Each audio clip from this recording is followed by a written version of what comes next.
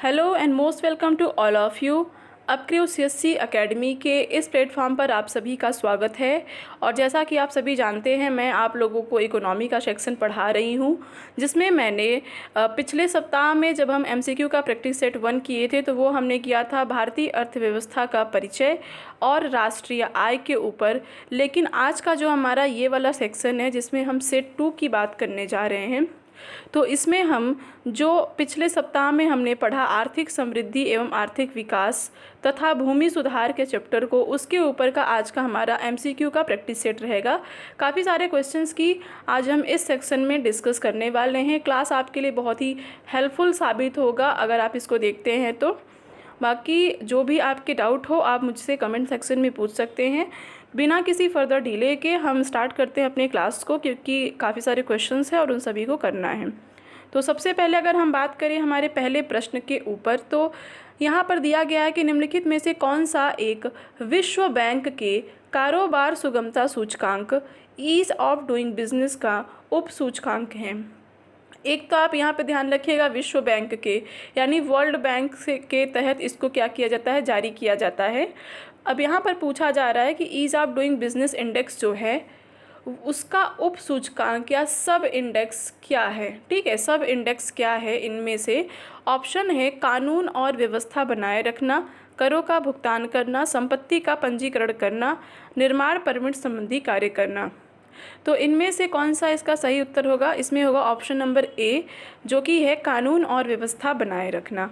अब हम बातें हैं अपने दूसरे प्रश्न की ओर। तो यहाँ पर आप देखेंगे कि वैश्विक प्रतियोगिता रिपोर्ट या फिर ग्लोबल कॉम्पिटिटिवनेस रिपोर्ट कौन प्रकाशित करता है, जिसको आप प्रतिस्पर्धात्मक रिपोर्ट भी बोल सकते हैं। देखिए, जब भी मैं आपसे बता रही थी कि जब हम इंडेक्स एंड रिपोर्ट्स को पढ़ेंगे तो इसमें हम ज़रूर ध्यान रखेंगे इस चीज़ का कि कोई भी रिपोर्ट, कोई भी इंडेक्स कौन जारी करता है, कौन प्रकाशित करता है और उसका एम क्या है। इन सभी चीज़ों को हम ज़रूर एड्रेस करेंगे। ठीक है, तो वैश्विक प्रतियोगिता रिपोर्ट या फिर वैश्विक प्रतिस्पर्धा रिपोर्ट, ग्लोबल कॉम्पिटिटिवनेस रिपोर्ट कौन प्रकाशित करता है? 4 ऑप्शन दिए गए हैं। अंतर्राष्ट्रीय मुद्रा कोष, संयुक्त राष्ट्र व्यापार एवं विकास सम्मेलन, United Nations conference on trade and development. तीसरा है विश्व आर्थिक मंच या वर्ल्ड इकोनॉमिक फोरम, जो भी कहिए आप। नेक्स्ट आता है विश्व बैंक या फिर वर्ल्ड बैंक, WB। तो इनमें से कौन सा ऑप्शन सही है? तो विश्व आर्थिक मंच यानी कि तीसरा option, option number C is the right answer. World economic forum वैश्विक प्रतियोगिता रिपोर्ट को क्या करता है, प्रकाशित करता है। ये क्वेश्चन पूछा गया है वर्ष 2019 के यूपीएससी के एग्ज़ाम में। नेक्स्ट हम आगे देखते हैं इसमें कौन सा प्रश्न है। तीसरे प्रश्न के ऊपर हम चर्चा करते हैं। तो तीसरा प्रश्न यहाँ पर आप देखेंगे कि दिया गया है, 1 सेकेंड। तीसरा प्रश्न यहाँ पर है, सॉरी ये थोड़ा सा उस पर टच हो जा रहा है, तो ये तीसरा प्रश्न यहाँ पर है कि निरपेक्ष तथा प्रति व्यक्ति वास्तविक आय, निरपेक्ष तथा प्रति व्यक्ति वास्तविक जीएनपी की वृद्धि आर्थिक विकास की ऊंची दर का संकेत नहीं करती। यहाँ पर पूछा जा रहा है निरपेक्ष तथा प्रति व्यक्ति वास्तविक आय, जीएनपी की वृद्धि।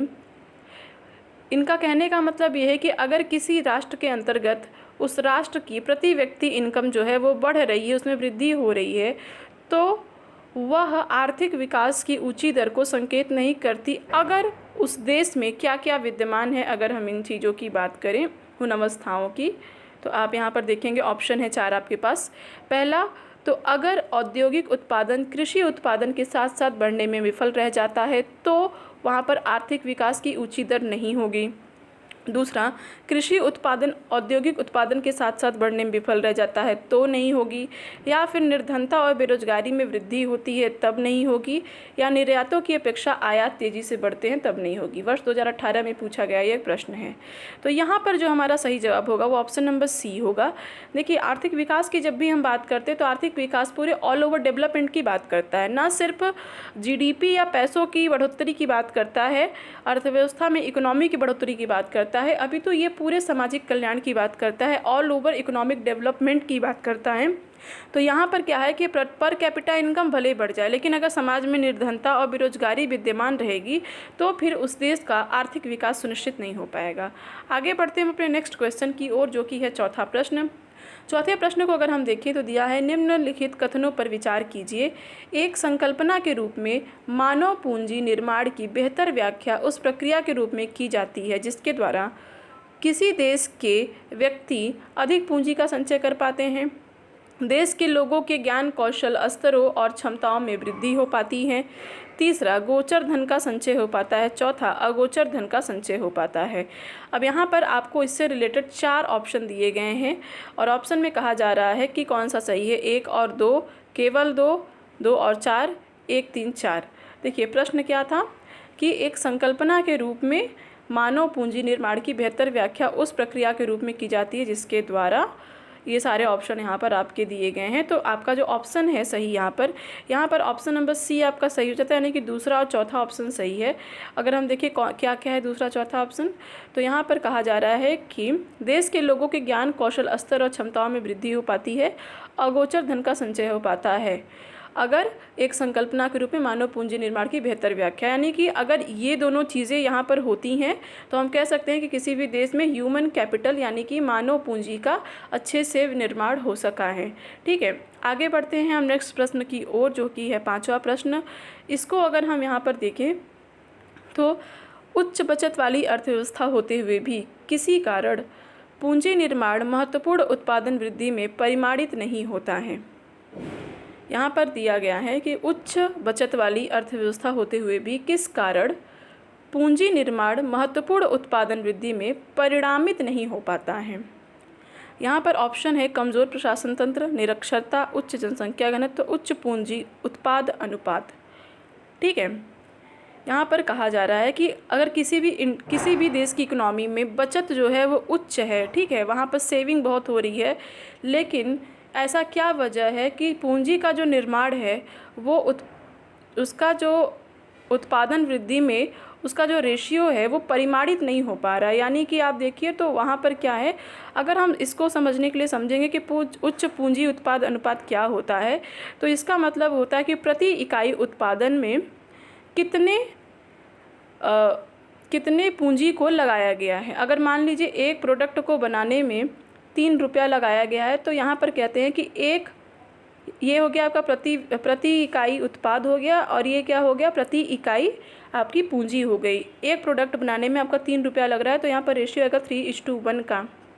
ठीक है, तो यहाँ पर क्या है कि आप पैसे ज़्यादा लगा रहे हैं, प्रोडक्शन आपको कम मिल रहा है। तो यही कहा जा रहा है कि अगर मान लीजिए किसी देश में उच्च बचत है लेकिन वहाँ पर पूंजी निर्माण की अपेक्षाकृत उत्पादन वृद्धि परिणामित नहीं है। क्यों? क्योंकि वहाँ पर क्या है, उच्च पूंजी उत्पाद अनुपात है, यानी कि पूंजी की जो उत्पाद अनुपात है वो ज़्यादा है। अगर ये 1:3 होती तो हम कहते कि 1 रुपया में हम 3 सामान बना रहे हैं, यानी कि वहाँ पर ये क्या रहता, ये निम्न पूंजी उत्पाद अनुपात आ जाता, यानी कि यहाँ पर हम कम पैसे में ज़्यादा बना रहे हैं। उच्च पूंजी उत्पाद अनुपात तब आता है जब हम ज़्यादा पैसे खर्च करके कम प्रोडक्शन करते हैं, और अगर ये 1:1 होता तो हम कहते कि ये बराबर पूंजी उत्पाद अनुपात है, यानी कि यहाँ पर दोनों बराबर है, प्रति इकाई उत्पाद पर प्रति इकाई पूंजी लग रही है। ठीक है, तो इस प्रकार से हमने किसको समझा, उच्च पूंजी उत्पाद अनुपात को। हालांकि जब मैं आप लोग को आर्थिक समृद्धि एवं आर्थिक विकास का चैप्टर पढ़ा रही थी तो वहाँ पर भी मैंने आपको इस पर अच्छे से डिस्कस किया हुआ है। आप क्लास में अगर नहीं देखें तो आप उसको देख सकते हैं। अब आते हैं हम अपने छठे प्रश्न की ओर। तो इसको अगर हम देखते हैं, निम्नलिखित कथनों पर विचार कीजिए। Doing business 2019 training for reform शीर्षक रिपोर्ट अंतर्राष्ट्रीय मुद्रा कोष द्वारा प्रकाशित की गई एक कथन ये है। दूसरा है कारोबार सुगमता सूचकांक में भारत 190 देशों की सूची में 77वें स्थान पर है। ठीक है, 2 ऑप्शन आपके दिए गए हैं, जिसमें से एक है कि ease doing business 2019 training for reform, ये जो शीर्षक है, इस शीर्षक से जो रिपोर्ट प्रकाशित की गई है वो IMF द्वारा की गई है, अंतर्राष्ट्रीय मुद्रा कोष द्वारा की गई है। दूसरा है कि कारोबार सुगमता सूचकांक यानी कि ease of doing business index में भारत जो है 190 देशों की सूची में 77वें स्थान पर है। अब बताना है कि कौन सा कथन सत्य है, सही है, कौन सा बताना है कि इसमें कौन सा कथन सही है। तो यहाँ पर दिया गया केवल 1, केवल 2, 1 और 2 दोनों, न तो 1 और ना ही 2। तो इसमें से बताना है कि कौन सा जो कथन है आपका वो यहाँ पर सही है। तो अगर हम इसको देखें तो यहाँ पर हमारा कौन सा कथन सही हो जाता है, यहाँ पर सही हो जाएगा हमारा ऑप्शन नंबर सी, यानी कि दोनों ही कथन सही हैं। ठीक है, अब आगे बढ़ते हैं अपने 7वें प्रश्न की ओर। 7वें प्रश्न को अगर हम देखें तो वैश्विक वित्तीय स्थिरता रिपोर्ट किसके द्वारा तैयार की जाती है? वैश्विक वित्तीय स्थिरता रिपोर्ट किसके द्वारा तैयार की जाती है? ऑप्शन है यूरोपीय बैंक द्वारा, अंतर्राष्ट्रीय मुद्रा कोष द्वारा, अंतर्राष्ट्रीय पुनर्निर्माण बैंक एवं विकास बैंक द्वारा, या आर्थिक सहयोग तथा विकास संगठन द्वारा। 2016 में आया गया ये प्रश्न है। तो इसमें ऑप्शन नंबर बी आपका सही है। IMF द्वारा वैश्विक वित्तीय स्थिरता रिपोर्ट क्या की जाती है? प्रकाशित की जाती है। देखिए, आप इसको समझ सकते हैं कि किस प्रकार से क्वेश्चन इस सेक्शन से प्रीलिम्स में पूछे जाते हैं, यानी कि कौन जारी करता है। ये सारे क्वेश्चन क्या है पूछे गए हैं। अगर मैं आपको ऊपर भी बताऊं तो ये सारे क्वेश्चन क्या है, ये वाला क्वेश्चन नहीं, लेकिन आप पीछे यहाँ पर देख रहे होंगे 2018, 2019 ऐसे ही सारे क्वेश्चन क्या हैं, ये पूछे गए क्वेश्चन हैं। तो आप इन चीज़ों को ध्यान में रखिए। तो यहाँ पर क्या है ऑप्शन आपका, IMF द्वारा वैश्विक वित्तीय स्थिरता रिपोर्ट क्या है वो जारी किया जाता है। 8वें प्रश्न पे अगर हम आए तो यहाँ पर हम देखेंगे कि व्यापार करने की सुविधा का सूचकांक ease of doing business index में भारत की रैंकिंग समाचार पत्रों में कभी कभी दिखती है। देखिए, हिंदी में क्या है ना, आपको दो चीज़ें समझनी होंगी। जब भी कहीं ये टर्म आए कि व्यापार करने की सुविधा का सूचकांक, तब भी इसका मतलब होगा ईज़ ऑफ डूइंग बिजनेस, और जब कहीं आए कारोबार सुगमता सूचकांक, कारोबार सुगमता सूचकांक, तब भी इसका मतलब क्या होता है? Ease of doing business. तो हिंदी में अलग अलग अर्थों में इसको लिख दिया जाता है, लेकिन आप जब भी ऐसा कोई वर्ड आए तो एक बार आप इंग्लिश वाला ज़रूर देख लें, ताकि आपको पता चल जाए कि अगर ये ease of doing business index के बारे में पूछ रहा है। देखते हैं क्या पूछा है कि भारत की रैंकिंग समाचार पत्रों में कभी कभी दिखती है। निम्नलिखित में से किसने इस रैंकिंग की घोषणा की? पूछा है कि इसको कौन जारी करता है। ठीक है, तो इसको कौन जारी करता है? विश्व बैंक। विश्व बैंक यानी कि वर्ल्ड बैंक जारी करता है। ठीक है, आगे देखिए ऑप्शन आपके क्या कहते हैं? आर्थिक सहयोग और विकास संगठन, विश्व आर्थिक मंच, विश्व बैंक और विश्व व्यापार संगठन। 2016 में पूछा गया प्रश्न है, तो इसको कौन जारी करता है? इसे वर्ल्ड बैंक जारी करता है। 9वें प्रश्न को अगर हम देखें तो वैश्विक शांति सूचकांक ग्लोबल पीस इंडेक्स निम्नलिखित में से किस संस्था द्वारा जारी की जाती है? इसकी बात यहाँ पर की जा रही है। तो इसको अगर हम देखें तो ये institute for economics and peace द्वारा जारी की जाती है। इसके नाम से ही आप इसको समझ सकते हैं। बाकी 3 ऑप्शन है वर्ल्ड इकोनॉमिक फोरम, विश्व आर्थिक मंच, संयुक्त राष्ट्र संघ UNO और वर्ल्ड बैंक विश्व बैंक। तो सही क्या है? Institute for economics and peace. Next आपका क्वेश्चन आ जाता है 10वां प्रश्न क्या कहता है कि सतत विकास का आधार क्या है? सस्टेनेबल डेवलपमेंट का आधार क्या है? सामाजिक दृष्टिकोण, आर्थिक दृष्टिकोण या पर्यावरणीय दृष्टिकोण?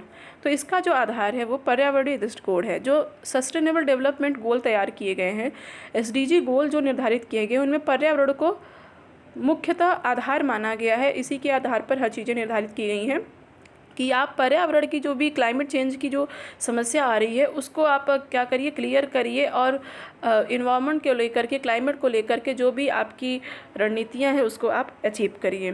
ठीक है, ये MPPCS के एग्ज़ाम में 2015 में क्वेश्चन आया है। आगे बढ़ते हैं हम। नेक्स्ट अगर देखें तो 11वां क्वेश्चन यहाँ पर आता है कि सतत आर्थिक विकास से क्या अभिप्राय है? सस्टेनेबल इकोनॉमिक डेवलपमेंट से क्या अभिप्राय है? वर्तमान पीढ़ी के विकास के साथ साथ भविष्य का आर्थिक विकास, वर्तमान पीढ़ी का केवल आर्थिक विकास, औद्योगिक विकास या कृषि विकास? तो आप इसको समझ सकते हैं, पहला ऑप्शन आपका सही है, वर्तमान पीढ़ी के विकास के साथ साथ भविष्य का आर्थिक विकास। MPPC 2015 में ये क्वेश्चन पूछा गया था। 12वें क्वेश्चन को अगर हम देखें, समावेशी समृद्धि के लिए क्या आवश्यक है? समावेशी समृद्धि, ठीक है, उसके लिए क्या आवश्यक है? तो अधोसंरचना सुविधाओं का विकास, कृषि का पुनरुत्थान, शिक्षा एवं स्वास्थ्य जैसी सामाजिक सेवाओं की अधिकाधिक उपलब्धता या उपयुक्त सभी? तो इसमें आप देख सकते हैं सभी रहेगी। तो समावेशी समृद्धि यही होती है कि इसमें सभी चीज़ों का चहुमुखी विकास हो। ये UPPCS के मेंस 2008 में ये पूछा गया था। ठीक है, आगे बढ़ते हैं हम अपने नेक्स्ट 13वें क्वेश्चन की ओर। यहाँ पर आप देख सकते हैं, धारणीय विकास भावी पीढ़ियों के अपनी आवश्यकताओं को पूरा करने में सामर्थ्य से समझौता किए बगैर वर्तमान की आवश्यकताओं को पूरा करता है। इस परिप्रेक्ष्य में धारणीय विकास का सिद्धांत निम्नलिखित में से किस एक सिद्धांत के साथ स्वाभाविक रूप से जुड़ा हुआ है? आप पिछला क्वेश्चन यहाँ पर एक देखेंगे तो आपको पता चलेगा, सतत आर्थिक विकास, इसी को हम कहते हैं धारणीय विकास। ठीक है, यानी कि सस्टेनेबल इकोनॉमिक डेवलपमेंट को लेकर के यहाँ पर पूछा जा रहा है कि ये जो सिद्धांत है वो स्वाभाविक रूप से किससे जुड़ा हुआ है, ये पूछा जा रहा है। समावेशी विकास से, सामाजिक न्याय एवं सशक्तिकरण से, वैश्वीकरण से या धारण क्षमता से? तो ये धारण क्षमता से। आप जिस प्रकार से चीज़ों का आज यूज करेंगे, भविष्य में आपके आने वाली पीढ़ियों के लिए वो चीज़ें उतनी ही सुरक्षित रहेंगी। अगर आप इस समय इसका शोषण कर लेंगे तो आने वाली पीढ़ियों के लिए कुछ नहीं बचेगा। ये यूपीएससी के 2010 में आया गया प्रश्न है। आगे बढ़ते हैं 14वें प्रश्न के ऊपर। तो 14वां प्रश्न क्या कहता है कि विकास के मानवीय पक्ष पर निम्नलिखित में से किस एक ने सबसे पहले ध्यान केंद्रित किया? विकास के मानवीय पक्ष पर निम्नलिखित में से किसने सबसे पहले ध्यान केंद्रित किया, यहाँ पर ये पूछा जा रहा है। तो संयुक्त राष्ट्र विकास कार्यक्रम, समन्वित ग्रामीण विकास योजना, विश्व विकास प्रतिवेदन, सामुदायिक विकास योजना। ठीक है, तो ये क्वेश्चन जो है इसका जो आंसर है वो है संयुक्त राष्ट्र विकास कार्यक्रम। ठीक है, यूएनडीपी का, UNDP United Nation Development Programme, UNDP का सबसे पहले ध्यान केंद्रित हुआ किसके लिए? विकास के मानवीय पक्ष के ऊपर। यानी कि अगर आप इकोनॉमी में डेवलपमेंट करते हैं तो मानवीय पक्ष को भी ध्यान में रखिए, ह्यूमंस को आप अवॉइड मत करिए इकोनॉमिक डेवलपमेंट के चक्कर में। ठीक है, नेक्स्ट आता है आपका 15वां क्वेश्चन। वो क्या कहता है कि मानव निर्धनता सूचकांक किस वर्ष मानव विकास रिपोर्ट में प्रस्तुत किया गया? यानी कि मानव निर्धनता सूचकांक पहले अलग से प्रस्तुत किया जाता था, और वो कौन सा वर्ष है जो जिसमें ये ह्यूमन डेवलपमेंट रिपोर्ट यानी कि मानव विकास रिपोर्ट के साथ क्या किया गया, ये प्रस्तुत किया गया? तो वर्ष 1997 में ऐसा किया गया था, और ठीक उसी के एक वर्ष बाद ही ये यूपीएससी में पूछ लिया गया था 1998 के एग्ज़ाम में, और यूपीपीसीएस में इसने 2010 में पूछा जीआईसी के पेपर में। ठीक है, तो वर्ष 1997 में क्या हुआ था, इसका मानव विकास के साथ इसका प्रस्तुतिकरण हुआ था, किसका? मानव निर्धनता सूचकांक का। फिर नेक्स्ट क्वेश्चन आता है आपका 16वां नंबर पे। 16वां क्वेश्चन है वर्ल्ड डेवलपमेंट रिपोर्ट एक वार्षिक प्रकाशन है, किसका वार्षिक प्रकाशन है? यहाँ पर पूछा जा रहा है कि वर्ल्ड डेवलपमेंट रिपोर्ट ये किसका वार्षिक प्रकाशन है? ऑप्शन है संयुक्त राष्ट्र विकास कार्यक्रम का, अंतर्राष्ट्रीय पुनर्निर्माण एवं विकास बैंक का, विश्व व्यापार संगठन का, अंतर्राष्ट्रीय मुद्रा कोष का। यूपीएससी के 2002 में पूछा गया है, यूपीपीसीएस मेंस 2004 में पूछा गया है। यहाँ पर आपका सही जवाब होगा ऑप्शन नंबर बी, अंतर्राष्ट्रीय पुनर्निर्माण एवं विकास बैंक का ये क्या है, ये प्रकाशन है वर्ल्ड डेवलपमेंट रिपोर्ट। आता है 17वां क्वेश्चन आपके सामने। 17वां क्वेश्चन आपका जो कहता है कि विश्व आर्थिक संभावना ग्लोबल इकोनॉमिक प्रॉस्पेक्ट्स रिपोर्ट आवधिक रूप से निम्नलिखित में से कौन जारी करता है? एशियाई विकास बैंक, यूरोपीय पुनर्निर्माण और विकास Bank, US Federal Reserve Bank या विश्व बैंक? तो यहाँ पर आपका ऑप्शन हो जाएगा कि विश्व बैंक। विश्व बैंक क्या जारी करता है? विश्व आर्थिक संभावना ग्लोबल इकोनॉमिक प्रॉस्पेक्ट रिपोर्ट। ठीक है, तो आईएएस के 2015 में ये क्वेश्चन पूछा गया था। लगभग हर साल प्रश्न पूछे जाते हैं, तो आप इस सेक्शन को कभी मिस आउट मत करिएगा। जितने भी इंडेक्स, जितने भी रिपोर्ट आपको न्यूज़पेपर में, मैगजीन में दिखते हैं, आप उनको ज़रूर ध्यान में रखिएगा। कुछ नहीं तो यही कि उसको जारी कौन करता है और उसका एम क्या है। ठीक है, ये सारी चीज़ें आप जरूर ध्यान में रखिएगा। आता है आपका 18वां प्रश्न। निम्नलिखित में से कौन सा संगठन वर्ल्ड इकोनॉमिक आउटलुक नामक प्रकाशन प्रकाशित करता है? अंतर्राष्ट्रीय मुद्रा कोष, संयुक्त राष्ट्र विकास कार्यक्रम, विश्व आर्थिक फोरम या विश्व आर्थिक मंच, वर्ल्ड बैंक? इस यूपीएससी के 2014 में ये पूछा गया प्रश्न है। यहाँ पर भी आपका option number A is the right answer. अंतर्राष्ट्रीय मुद्रा कोष द्वारा प्रकाशन किया जाता है किसका? वर्ल्ड इकोनॉमिक आउटलुक का। ठीक है, तो नेक्स्ट हम देखते हैं कि हमारा अगला क्वेश्चन क्या है। इसको अगर हम देखें तो अगला क्वेश्चन है हमारा 19वां क्वेश्चन। इस पे जब हम आते हैं तो निम्नलिखित में से कौन विश्व के देशों के लिए सार्वभौम लैंगिक अंतराल सूचकांक ग्लोबल जेंडर गैप इंडेक्स का श्रेणीकरण प्रदान करता है? यानी कि सार्वभौम लैंगिक अंतराल सूचकांक ग्लोबल जेंडर गैप इंडेक्स का श्रेणीकरण कौन प्रदान कराता है? तो इसमें ऑप्शन है विश्व आर्थिक मंच, यूएन मानवाधिकार परिषद, विश्व स्वास्थ्य संगठन, यूएन वुमेन। तो इसको कराता है विश्व आर्थिक मंच, वर्ल्ड इकोनॉमिक फोरम। यूपीएससी के 2017 में ये क्वेश्चन पूछा गया था। आगे बढ़ते हैं अपने नेक्स्ट क्वेश्चन की ओर। तो अगला प्रश्न है आपका 20वां प्रश्न। नीचे दो कथन दिए गए हैं जिनमें से एक कथन ए और दूसरा कथन कारण आर है, यानी कि एक असर्शन है, एक रीज़न है। असर्शन रीज़न का क्वेश्चन है। असर्शन यानी कि कथन कहता है कि मानव विकास सूचकांक एचडीआई एवं सतत विकास लक्ष्यों एसडीजी पर आधारित भारतीय राज्यों की वरीयता में धनात्मक संबंध है। कारण कहता है कि एसडीजी लक्ष्यों के आधारभूत आयाम शिक्षा एवं स्वास्थ्य से घनिष्ठता के साथ अंतर संबंधित हैं। अब कूट दिए गए हैं, यहाँ पर क्या कूटे गए हैं, क्या कूट दिए गए हैं? तो यहाँ पर है ए यानी कि असर्शन, या फिर आप इसको कहिए कि आपका 1 सेकेंड, कथन जो है वो क्या है? कथन कारण दोनों सही है, यानी ए और आर दोनों सही है। आर ए का सही व्याख्या करता है, यानी कि कथन और कारण दोनों सही हैं और कारण जो है वो कथन की सही व्याख्या करता है। एक तो ऑप्शन ये हो गया। दूसरा है कि ए और आर दोनों सही है, लेकिन जो आर है वो ए की सही व्याख्या नहीं करता है। और तीसरा आपका ऑप्शन है कि ए सही है किंतु आर गलत है। चौथा है ए गलत है किंतु आर सही है। ये यूपी पीसीएस प्री 2019 में पूछा गया प्रश्न है, तो यहाँ पर आपका सीधा सीधा ऑप्शन नंबर ए सही हो जाएगा। दोनों ही कथन अपने आप में सही हैं और कथन कारण जो है वो कथन की सही व्याख्या करता है। ओके आगे बढ़ते हैं हम अपने नेक्स्ट प्रश्न की ओर, जो कि है 21वां प्रश्न। बहुआयामी निर्धनता सूचकांक में सम्मिलित होता है। बहुआयामी निर्धनता सूचकांक मल्टी डायमेंशनल पॉवर्टी इंडेक्स में क्या सम्मिलित होता है? स्वास्थ्य, शिक्षा, जीवन स्तर। तो इसमें पूछा गया कि कौन सा आंसर आपका यहाँ पर सही है, तो इसमें तीनों सही हैं। स्वास्थ्य भी, शिक्षा भी, जीवन स्तर भी। बहुआयामी निर्धनता सूचकांक की जब बात की जाती है तो तीनों ही फैक्टर को मेजर किया जाता है। इससे ज़्यादा फैक्टर हैं जो कि मेजर किए जाते हैं। तो क्योंकि यहाँ पर सिर्फ पैसों से गरीबी को नहीं नापा जा रहा है, यहाँ पर कौन ऐसा है जो स्वास्थ्य के यानी हेल्थ के आधार पर गरीब है और शिक्षा के आधार पर गरीब है, जीवन स्तर के आधार पर गरीब है, तो इन सभी चीज़ों को हम बहुआयामी निर्धनता सूचकांक के अंतर्गत लाते हैं। तो ये तीनों इसमें सम्मिलित हैं। यूपी पीसीएस प्री 2019 में ये क्वेश्चन पूछा गया था। आगे बढ़ते हैं नेक्स्ट क्वेश्चन, जो कि है 22वां प्रश्न। यहाँ पर आप देख सकते हैं नीचे दो कथन दिए गए हैं, जिनमें एक को कथन ए और दूसरे को कारण आर कहा गया है। ए कहता है कि सतत विकास मानव समाज के कल्याण हेतु महत्वपूर्ण है। आर कहता है कि सतत विकास से अभिप्राय ऐसे विकास से है जो भावी पीढ़ियों की ज़रूरतें पूरी करने की योग्यता को प्रभावित किए बिना वर्तमान समय की आवश्यकता की पूरी करे। तो यहाँ पर भी दोनों ही कथन सही हो जाते हैं, क्योंकि इसका जो उद्देश्य है वो मानव कल्याण का ही है, और वो तभी हो पाएगा समाज का कल्याण जब आप आज के जो भी संसाधन है उसको इस प्रकार से यूज करिए कि आने वाली पीढ़ियों के लिए भी वो एज इट इज़ बचे रहें।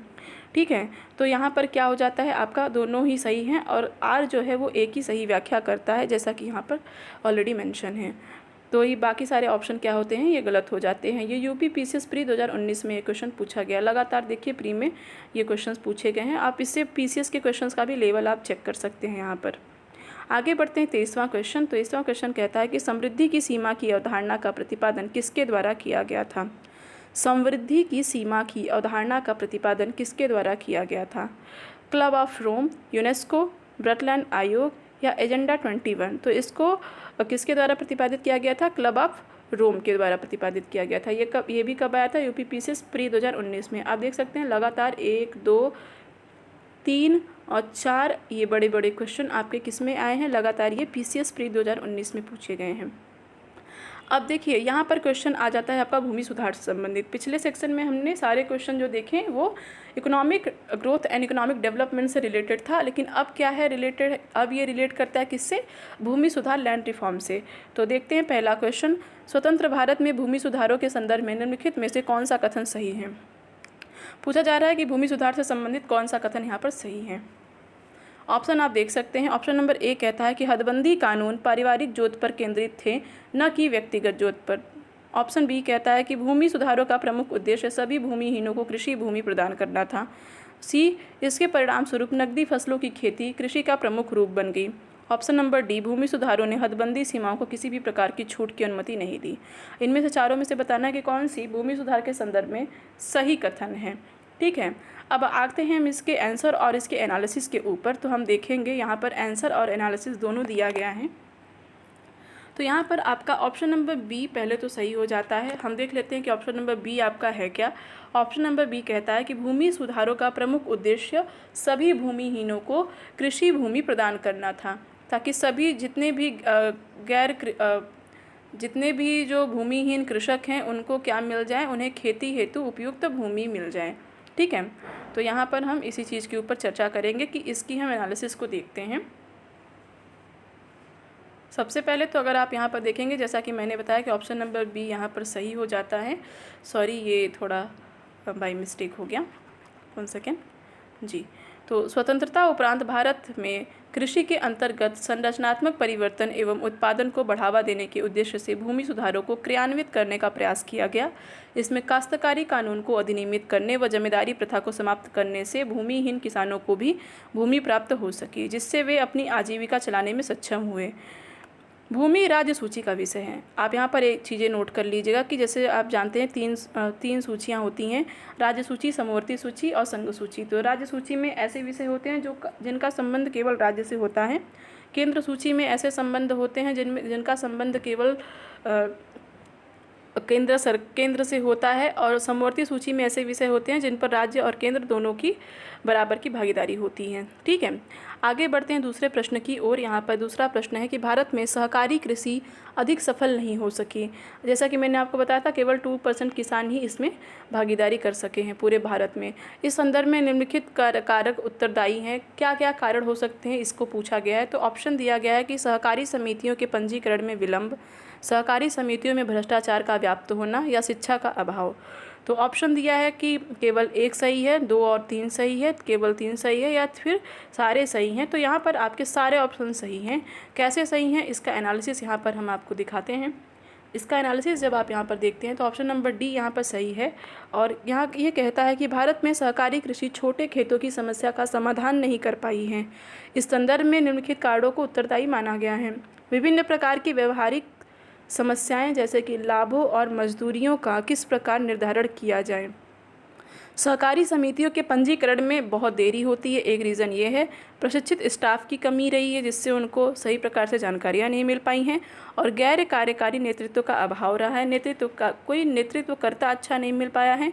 और बहुत सी सहकारी समितियों में भ्रष्टाचार बहुत ज़्यादा व्याप्त हो जाता है। एक बार वो तैयार हो जाए तो हो सकता है कि उनकी कृषि भूमि उनके हाथ से निकल जाए। बहुत सारे ऐसे रीजन रहे हैं जिस वजह से इसको उतना ज़्यादा लाभ नहीं मिल पाया है। अब आते हैं अपने नेक्स्ट क्वेश्चन की ओर। नेक्स्ट क्वेश्चन कहता है कि भारत में भूमि सुधारों के संदर्भ में निम्नलिखित कथनों पर विचार कीजिए। भूमि सुधारों का प्रमुख उद्देश्य भूमिहीनों को कृषि भूमि प्रदान करना था। भूमि सुधारों के अंतर्गत हदबंदी कानून पारिवारिक जोत पर केंद्रित थे, न कि व्यक्तिगत जोत पर। तो इसको आपको बताना है कि कौन सा यहाँ पर सही है। तो इसमें क्या है, ऑप्शन नंबर ए सही है कि केवल एक ही कथन इसमें से सही है, दूसरा कथन सही नहीं है। क्योंकि हदबंदी कानून में व्यक्ति को इकाई माना गया था, परिवार को नहीं। इसकी एनालिसिस आप देखेंगे यहाँ पर समझ जाएंगे। इसके एनालिसिस को हम यहाँ पर देखते हैं। तो भूमि सुधारों का प्रमुख उद्देश्य भूमिहीन किसानों एवं काश्तकारों को भूमि वितरण करके सामाजिक एवं आर्थिक समानता सुनिश्चित करना, जिससे ग्रामीण गरीबी व बेरोजगारी की समस्या को हल किया जा सकता था या फिर किया जा सके। इसके साथ ही इसका उद्देश्य प्राकृतिक संसाधनों का न्यायपूर्ण वितरण अर्थात आर्थिक न्याय के सिद्धांत को सुनिश्चित करना था। अतः कथन एक जो है आपका सही हो जाता है। हदबंदी से रिलेटेड जो कथन है, हदबंदी से संबंधित कानून के अंतर्गत जोतों की उच्चतम सीमा बहुत ऊंची रखी गई थी और सीमा निर्धारण करने के लिए परिवार को इकाई न मानकर व्यक्ति को इकाई माना गया था। अतः कथन 2 क्या है, वो गलत है। आगे बढ़ते हैं हम अपने नेक्स्ट क्वेश्चन की ओर। निम्नलिखित में से कृषि उत्पादन को प्रभावित करने वाले संस्थागत कारक क्या हैं? जमींदारी प्रथा का उन्मूलन, मध्यस्थों का अंत, खेतों का उपविभाजन एवं विखंडन रोकना, उन्नत किस्म के बीज एवं उर्वरक। यहाँ पर पूछा जा रहा है कृषि उत्पादन को ऐसे कौन से फैक्टर हैं जो प्रभावित कर सकते हैं। उसमें से आपको बताना है कि संस्थागत कारक कौन है। जब मैं आपको पढ़ा रही थी तो मैंने आपको दोनों ही कारक अलग अलग डिवाइड करके आपको बताए हैं भूमि सुधार के इस चैप्टर में। जब मैं आपको इसी चैनल पे जब मैं आपको भूमि सुधार पढ़ा रही थी तो मैंने अच्छे से डिवाइड करके बताया कि कौन से संस्थागत कारक हैं, कौन से तकनीकी कारक हैं। ठीक है, तो आप उसको अगर नहीं देखें तो देख सकते हैं। फिलहाल इसमें भी मैं आपको बताने वाली हूँ। तो ऑप्शन दिया गया जमींदारी प्रथा का उन्मूलन, मध्यस्थों का अंत, खेतों का उपविभाजन व विखंडन रोकना, उन्नत किस्म के बीज एवं उर्वरक। तो देखते हैं, इसमें आपका ऑप्शन नंबर सी सही होगा क्योंकि जो उन्नत किस्म के बीज और उर्वरकों का जो उपयोग बताया गया है वो तकनीकी सुधार के अंतर्गत आता है। इसके एनालिसिस को हम यहाँ पर देख लेते हैं तो आप अच्छे से समझ जाएंगे। एनालिसिस क्या कहता है कि भूमि सुधारों के अंतर्गत संस्थागत सुधारों में क्या क्या सम्मिलित है? जमींदारी प्रथा का उन्मूलन, मध्यस्थों का अंत, भूस्वामित्व कृषकों को हस्तांतरण, खेतों के आकार में सुधार जैसे चकबंदी और हदबंदी की प्रक्रिया, सहकारी व सामुदायिक कृषि को बढ़ावा देना, खेतों का उपविभाजन व विखंडन रोकना, लगान में कमी, भूधारण अधिकारों की सुरक्षा करना।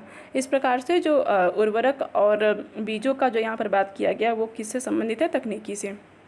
नेक्स्ट हम देखते हैं अगला क्वेश्चन। जमींदारी व्यवस्था के संदर्भ में निम्नलिखित कथनों पर विचार कीजिए। 1790 में लॉर्ड कॉर्नवालिस द्वारा 10 वर्षीय भू राजस्व व्यवस्था के रूप में जमींदारी व्यवस्था की शुरुआत की गई थी। इसके अंतर्गत लगान वसूली 10/11 भाग सरकार तथा 1/11 भाग जमींदारों के लिए नियत किया गया था। ये सारा चीज़ मैं आपको अच्छे से पढ़ा चुकी हूँ। जमींदारी व्यवस्था 10 वर्षों के लिए पहले शुरुआत की गई थी 1790 में, फिर 1793 में इसको स्थायी कर दिया गया था और तभी से इसे अस्थायी बंदोबस्त भी कहा जाने लगा था। ठीक है, अब देखते हैं इसमें से कौन सा कथन सही है। तो ये दोनों ही कथन यहाँ पर सही हो जाते हैं, फिर भी हम इसके एनालिसिस को अच्छे से पढ़ लेते हैं। ऑप्शन सी, दोनों ही कथन सही है।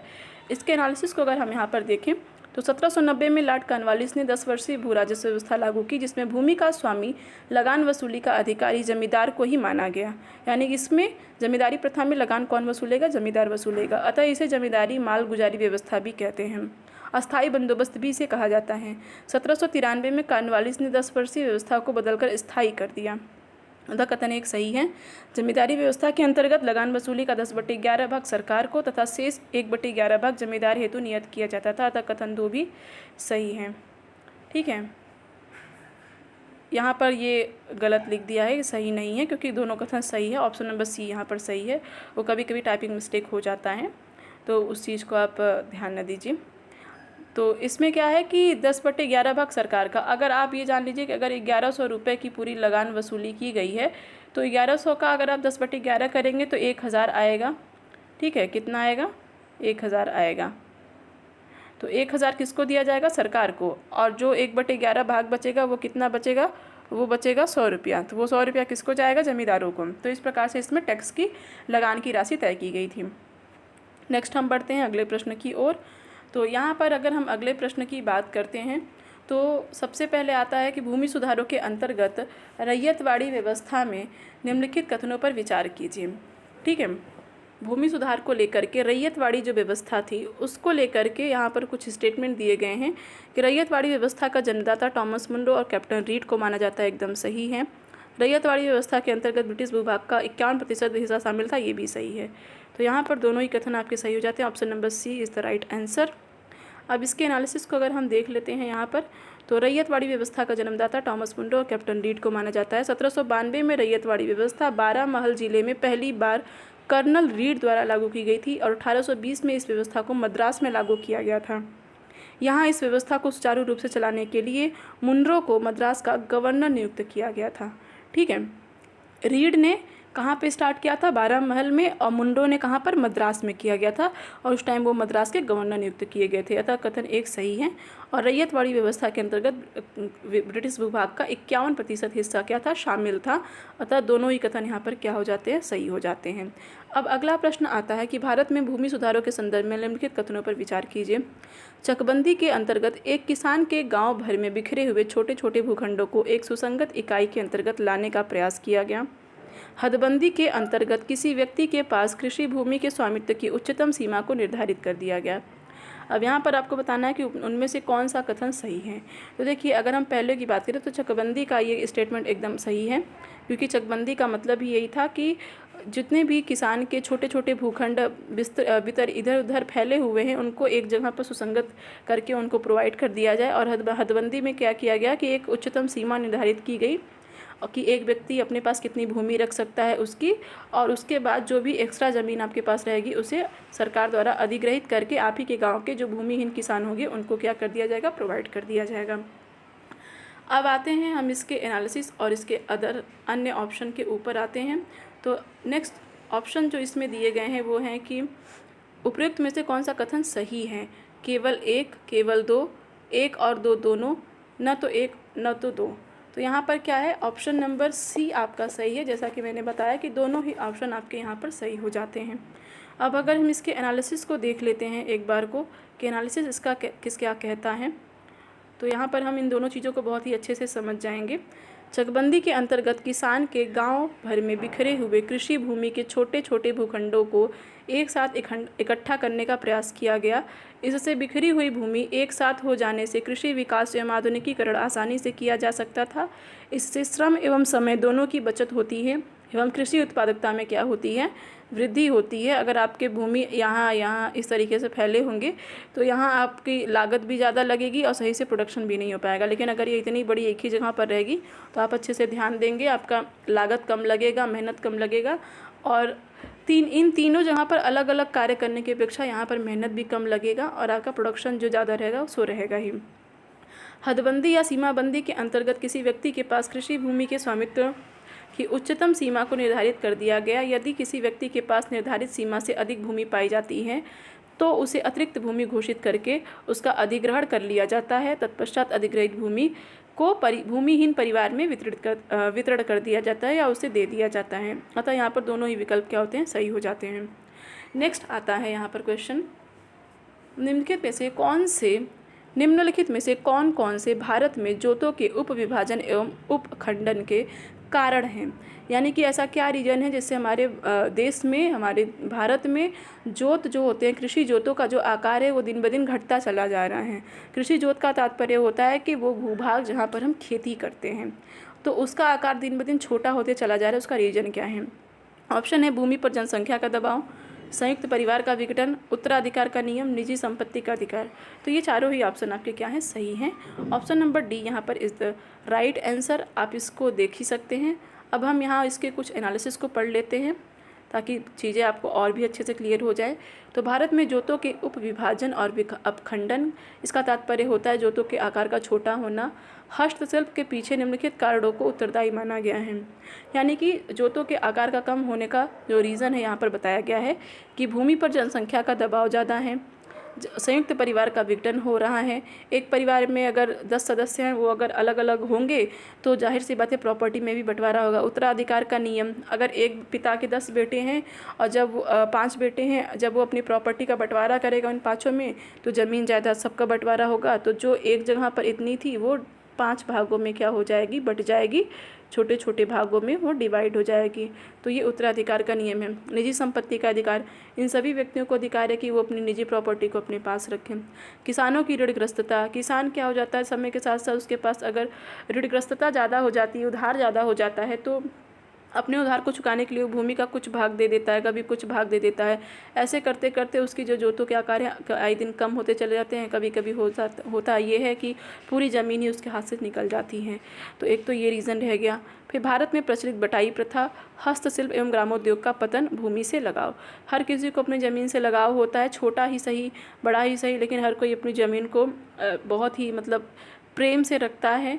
और हस्तशिल्प और ग्रामोद्योग की बात करें तो हमारे देश में कृषि क्षेत्र के बाद सीधे भारी उद्योग आ गए थे। लघु उद्योगों पर उस समय उतना तत्कालीन समय में ध्यान नहीं दिया गया।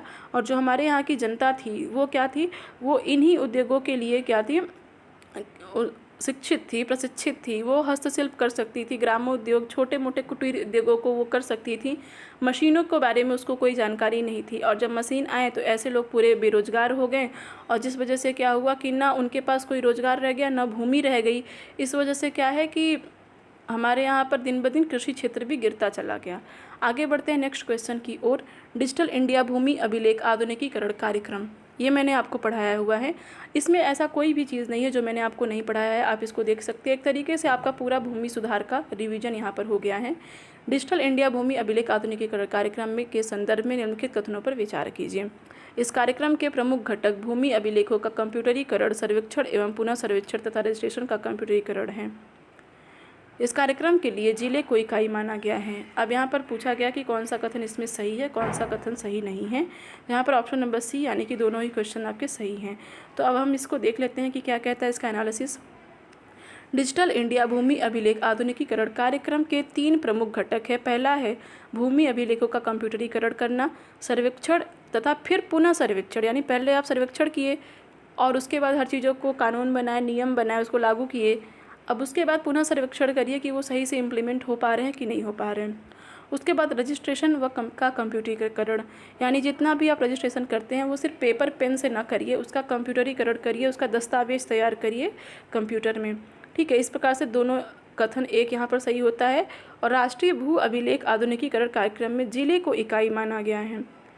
इससे संबंधित सभी तरह की गतिविधियाँ जिलों में ही केंद्रित मानी गई हैं। ठीक है, तो इस वजह से दोनों ही विकल्प क्या होते हैं यहाँ पर सही हो जाते हैं। इस सेक्शन का हमारा आखिरी प्रश्न यहाँ पर आपके सामने है, इसको आप देख लीजिए। निम्नलिखित में से कौन सा भारत में भूमि सुधार का हिस्सा नहीं है? भारत में भूमि सुधार का हिस्सा निम्नलिखित में से कौन सा ऑप्शन नहीं है? इसको अगर हम देखें तो जमींदारी प्रथा का उन्मूलन, ये नहीं है भूमि सुधार का हिस्सा। भूमि जोतों की अधिकतम सीमा का निर्धारण, ये नहीं है। कि काश्तकारी सुधार करना, ये नहीं है। कि बहुफसलीय योजना, ये नहीं है। इनमें से क्या ऐसा है जो कि भूमि सुधार के का हिस्सा नहीं है भारत में? तो आप इसको देख के समझ गए होंगे, ऑप्शन नंबर डी, बहुफसलीय योजना, ये नहीं है। यहाँ पर कुछ एनालिसिस है, इसको मैं आपको यहाँ पर दिखा देती हूँ। थोड़ा बड़ा है ये, बट आपके काम में आएगा, यूज़फुल है, तो आप इसको देख सकते हैं। आई होप आपको इतना विजिबल होगा।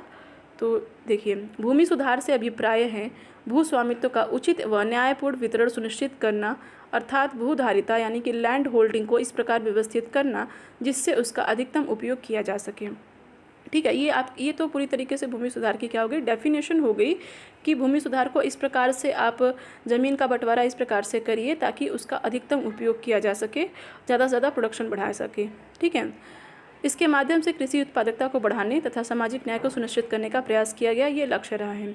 और क्या क्या यहाँ पर तत्व रहे हैं, इनको अगर हम देखें तो संस्थागत सुधार, तकनीकी सुधार। संस्थागत सुधार तो मैंने आप लोग को गिनवाए ही थे।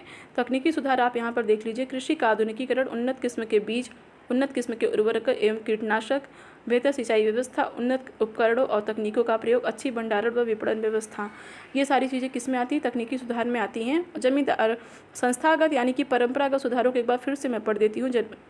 जमींदारी प्रथा का उन्मूलन, मध्यस्थों का उन्मूलन, भू स्वामित्व कृषकों को हस्तांतरण, खेतों के आकार में सुधार अर्थात चकबंदी, हदबंदी, सहकारी व सामुदायिक कृषि को बढ़ावा दिया जाए, खेतों का विभाजन, विखंडन रोकना, लगान में कमी, भू धारण अधिकारों की सुरक्षा करना, ये सारी चीज़ें क्या है, इसमें कृषि क्षेत्र में उत्पादकता मुख्यतः 2 तत्वों पर निर्भर करती हैं। अगर ये सारी चीज़ें सही से हो जाती हैं तो हमारे देश में प्रोडक्शन भी सही से होगा। तो ये सारी क्या रही हैं, भूमि सुधार के उस समय तत्कालीन समय के उसके हिस्से रहे हैं, जो तत्कालीन जो विचार लेकर के सरकार ने क्या किया था,